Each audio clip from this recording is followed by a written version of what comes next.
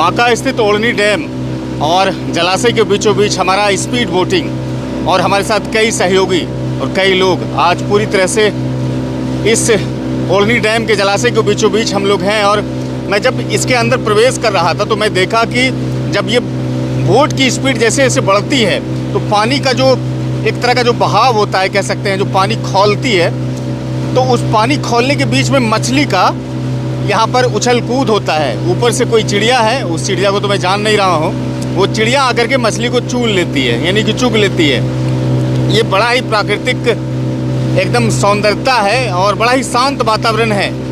और शांत वातावरण, प्राकृतिक सौंदर्य चूँकि ऐसा है, ये जो ओढ़नी डैम है चारों तरफ पहाड़ियों से घिरा हुआ है और जंगलों से घिरा हुआ है, जैसा मैंने पहले भी कई मरतबा कहा है। और यहाँ पर जब आप आएंगे तो कई तरह के बोट आपको मिलेंगे और वाटर स्पोर्ट्स का सबसे बड़ा सेंटर कहा जाता है। बांका जिले का पर्यटन का एक प्रमुख सबसे बड़ा केंद्रों में से ये एक है।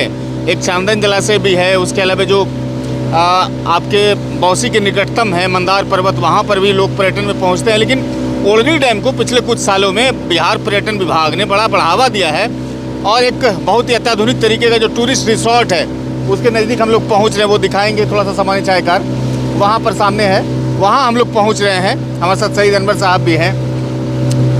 यहाँ पर मछली पालन भी होता है और केज कल्चर, बड़ा ही फेमस केज कल्चर है। समझिए कि ये जल संरक्षण का भी एक स्रोत है और मछली पालन भी यहाँ पर होता है, रेवेन्यू भी जनरेट होता है। बांका के जो जिलाधिकारी हैं नवदीप शुक्ला साहब इस पर खासा ध्यान दिए हुए हैं और पर्यटन कैसे यहाँ तक पहुँचे उसके लिए लगातार वो मेहनत कर रहे हैं। पुलिस कप्तान है बांका के उपेंद्र नाथ जी, वो भी यहाँ पर अभी पिछले कुछ दिन पहले ही ओपी का निर्माण यहाँ पर करवाए हैं, यानी कि सुरक्षा का भी बड़ा खास इंतजाम यहाँ पर किया गया है तो ताकि पर्यटन को किसी तरह की कोई दिक्कत ना हो।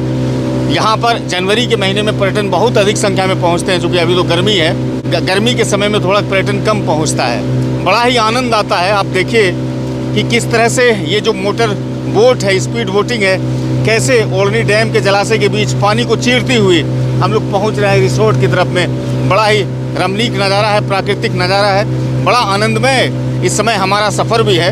आप तस्वीरों में देख सकते हैं ओढ़नी डैम, जो कि आसपास के क्षेत्रों के लिए सबसे बड़ा पर्यटन केंद्र है।